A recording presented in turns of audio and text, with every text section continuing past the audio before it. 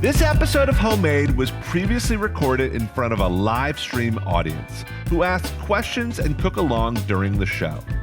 If you love cooking and want to join us in the kitchen, visit homemadecooking.com to register for free live classes. Now, let's get cooking. What's up, guys? Yeah, Merry Christmas, Happy Holidays. How is everybody? Oh, it's so good to see everyone. So today we're going to show you the perfect surf and turf, in our opinion. We're going to do it with a parsnip puree. It's going to be absolutely stunning. Helping us out in the chat today, she is awesome. Give it up for Miss Jen. Jen, how are ya? Hi, Chef Joel. How are you? I'm good. I'm good. If this is your first time at Homemade, we're so excited you're here. I'm Joel. I am the head chef here. And what makes this really special is that you can interact with us in real time. So feel free to raise your hand at any time, ask questions, go in the chat and talk to Jen. She's super familiar, but let's get cooking because we've got a lot on the menu. So let's start this off with a parsnip. You want to peel towards you. That is just your inclination, but the safest way to peel anything is to peel away from you. So I grab my peeler, I peel this parsnip. Let's just make sure that you don't nick your body or your fingers or whatever. So then you just take this puppy. I mean, this is really, really easy, and we've kind of got it going already. But you just kind of cut it, the thin part and the thick part, kind of like that. It's okay if there's a little peel left. And then I just cut this down into slabs, and I cut the slabs into little cubes. And you just kind of want to make sure they're all around the same size. And I've got some already chopped up here in the bowl. I won't do the rest of it here. You guys get the idea. But if you just smell a parsnip, it's got a lot more going on than a potato. It's just got a really interesting kind of, I don't know, how like floral expression to it. I know that sounds really foodie and weird, but I love it. And I don't cook with it enough. And when you cook with it, you're like, man, why do I love parsnips so much? I also love celery root. That's another great one you could sub in here. So I've got some water boiling. Let's check this out. For this, and whenever you're boiling any tuber, anything that grows out of the ground, big pinch of salt, couple pinches, and then in we go with all of our chopped parsnips. And kind of just let those boil away until they're tender. They're going to take about 10 minutes probably. So what we're going to do with these fillets, I'm going to show you guys kind of like a fillet, but really like a steak 101 of how I love cooking the optimal steak.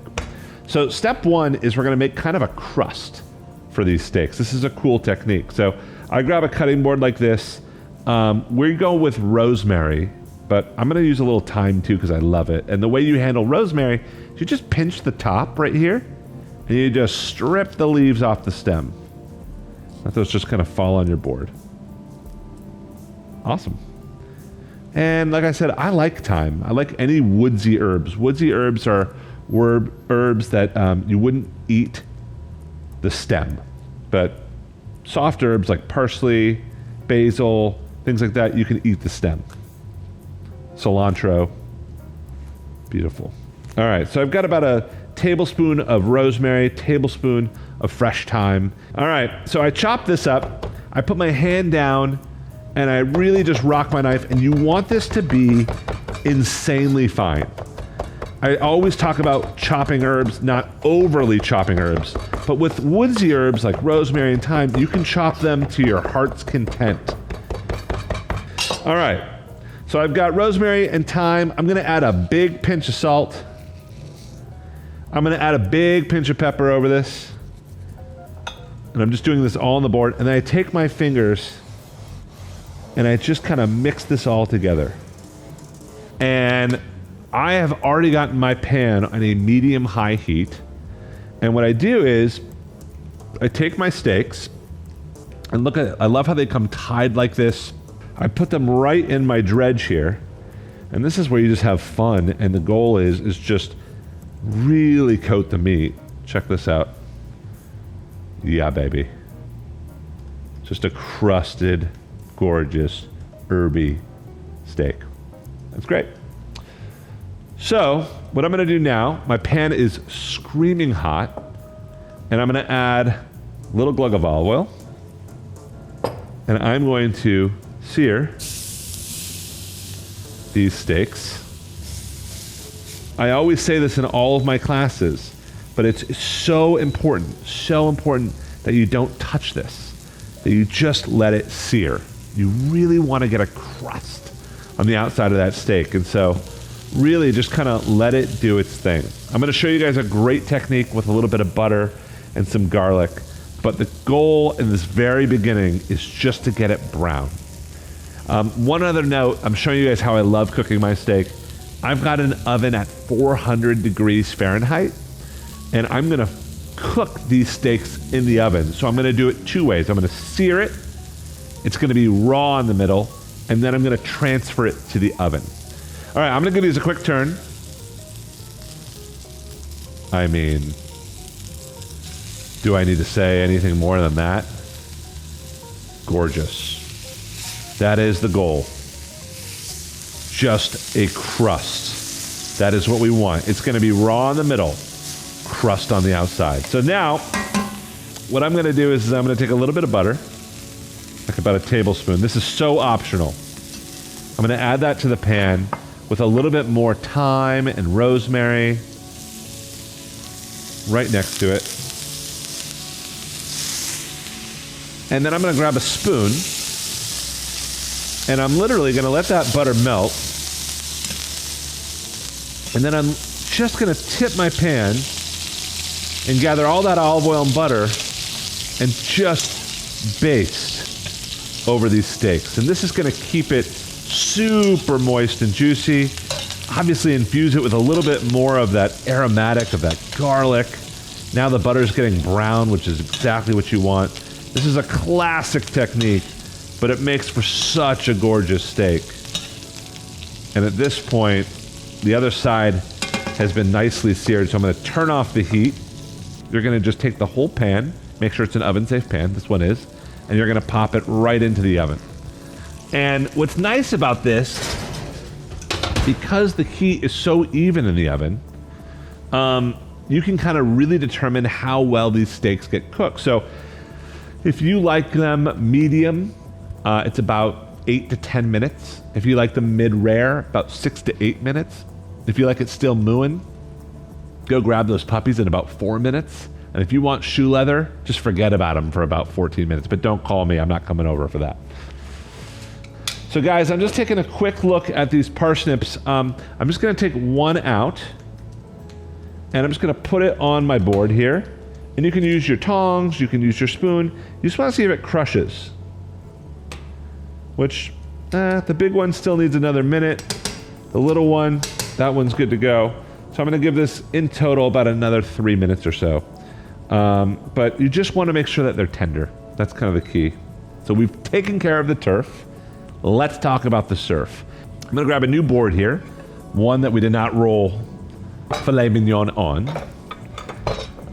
And we're gonna start thinking about this shrimp. So the first step is I have a new pan, and you might be wondering, Joel, why are your pans so dirty? These are not dirty pans. These are carbon steel pans. These are the natural patina. It's kind of like what a wok. We love these pans. Absolutely love these pans, but it's not dirty. Just want to call that out. So we're gonna preheat this pan. We've got it at about a 5 out of 10 heat. And we're gonna chop up a bunch of ingredients. So I'm gonna start with a couple of cloves of garlic. So I'm just gonna start kind of lightly pressing those, opening those up right onto my board. And with this garlic, you want it finely minced. So I just hold the kind of little brown bit here, and I just chop the garlic fine. The little brown bit's gonna go in my compost bowl. All right. So garlic is chopped. I'm just pushing that to the side. And then I've got a ton of parsley. And I don't want you guys to go light on the parsley here. And I like parsley stems for this. So I'm going to take the stems and I'm going to chop those up really fine. We don't want those to go to waste. They're very sweet and crunchy. They kind of have like a celery vibe to them.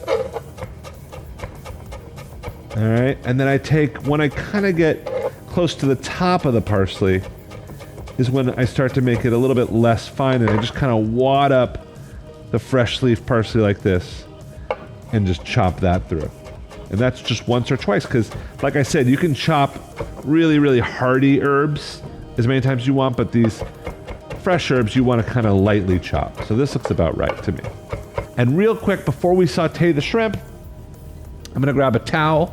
I threw my other towel at you guys screaming about garlic, so I need a fresh towel. And I'm gonna take these parsnips, pick them up, and I'm gonna move them over to the colander here. Just drain them real quick. Beautiful. And you don't have to kind of wait till they're super dry. Just give them a little kind of bounce in the colander. Oh, they smell so good. And then I just pour them back into the pan that I just boiled them in, and I'll just show you guys what this looks like. So this is just what it looks like. It looks like cooked potatoes, even though it's all parsnip. And they smell intoxicating, like so good. So I turned off the heat at this point. That does not need to be on. Just let them kind of hang out. You can even put the lid on top so the steam just keeps them nice and warm. And those parsnips are just hanging out.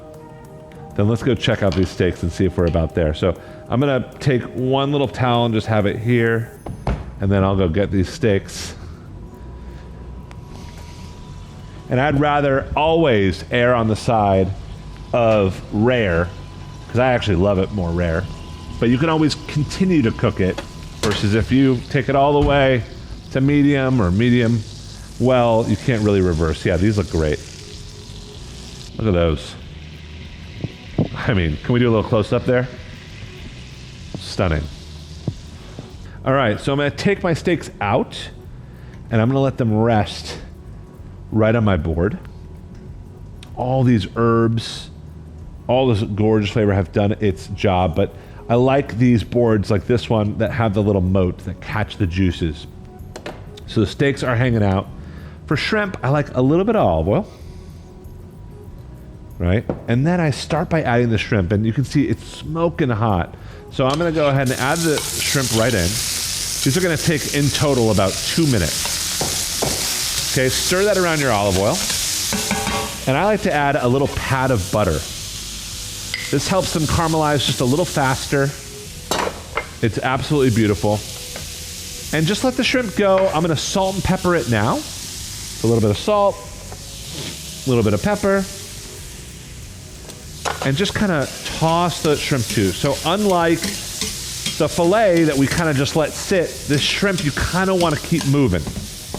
All right, you kind of want to keep moving. So now I'm gonna grab my 2 cloves of garlic, right over the top, half my parsley, not all of it, right in there, and again, just move that around. And the parsley and the garlic will start to kind of saute in the shrimp juice and in that butter. Now, white wine, try and stay away from the sweet stuff. So no Gewürztraminer, no Riesling. Go with something dry, a Pinot Grigio. We're using a little Sauv Blanc, Sauvignon Blanc. So I'm just gonna use a tablespoon of this, right? It's not about drowning the shrimp. Again, the shrimp is so high quality that it's about just complementing the shrimp. So just about a tablespoon, maybe a little more. That looks great. And then just stirring that around. And look at these. Just starting to pick up a little bit of color, but at this point, they're almost steaming in the white wine. They made a little pan sauce just themselves. And it's been literally about 2 minutes, so this is where I turn off the heat. I let them just sit and just drink the gorgeous juice and garlic that they're sitting in. I now finish it with a little bit more parsley. So I do parsley in it to cook and have that type of texture, and then fresh parsley at the end for more of a pop and like a very bright finish. So shrimp is cooked, it's hanging out warm. Parsnips, let's get to work. You ready? So I add a little bit of cream.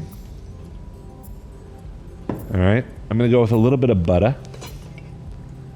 You have to say butter like butter if you're gonna do it. Going about a couple tablespoons. So I'm using an immersion blender here, guys. But I'm just kind of dragging it through. And I'm not looking for it to be perfectly smooth. You can if you're a stickler. I like a little texture, but the goal is just to kind of quickly whip this in the pan itself. You could totally mash this by hand, by the way. It just takes a little more elbow grease. And then what you do is before you go and wash this, you try it. You try the whole deal. You see, is this where we want it?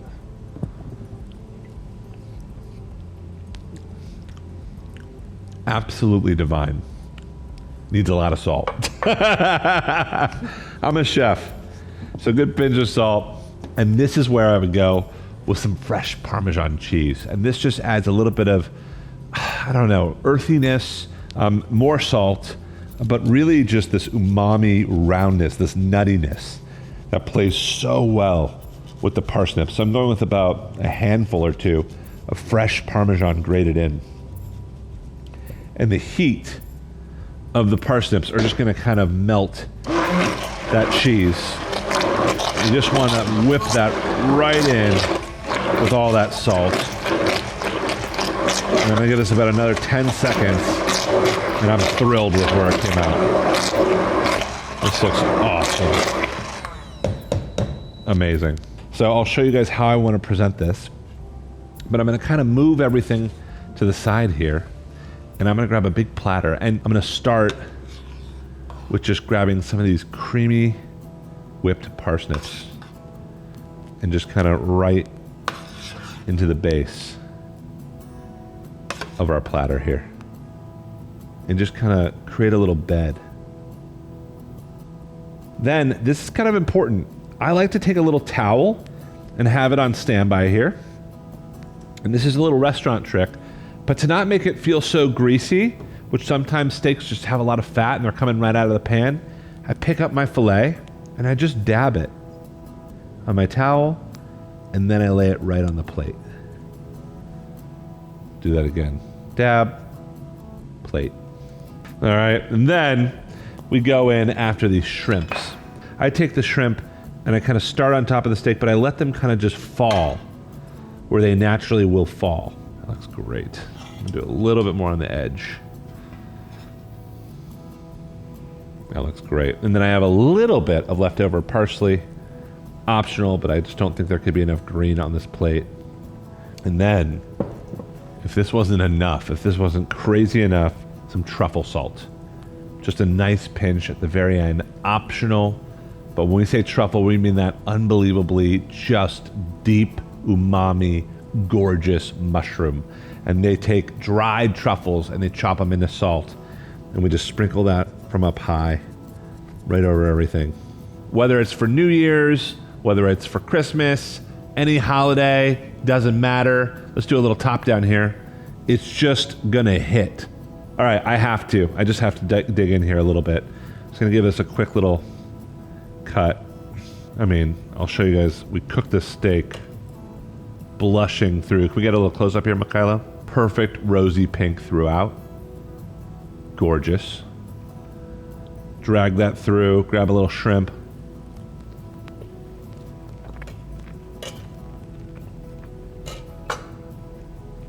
I mean, unbelievable. Oh, drop my watch. Unbelievable. Like the buttery, melty factor. I need to try it again. It's so good. But the melty factor, and by the way, you can just take off the kitchen twine, which this one, there we go, take that off, is just crazy. Like you barely need to cut this. Look at that. That kind of just using my hands like an animal. I mean, I just can't hold back. Steak is cooked perfectly. The parsnips is like a cloud. I mean, it really is. I mean, it has the texture of almost hummus. Like, it's very light. It's not like potatoes where it really sticks to the back of your mouth. These just kind of disintegrate because they're so light. So this to us is a very light, elevated version of a classic surf and turf, which is just amazing. So Thank you so much for watching, and happy cooking, guys. Surf and turf all the way. Catch you next time. Hey there, I'm Joel Gamoran. I'm the head chef and founder of Homemade, and we launched Homemade with the idea that we want to bring cooking and the kitchen to the world. So if you love cooking and want to join us in one of our free live stream cooking classes, head to our website, homemadecooking.com. That's homemadecooking.com to register today.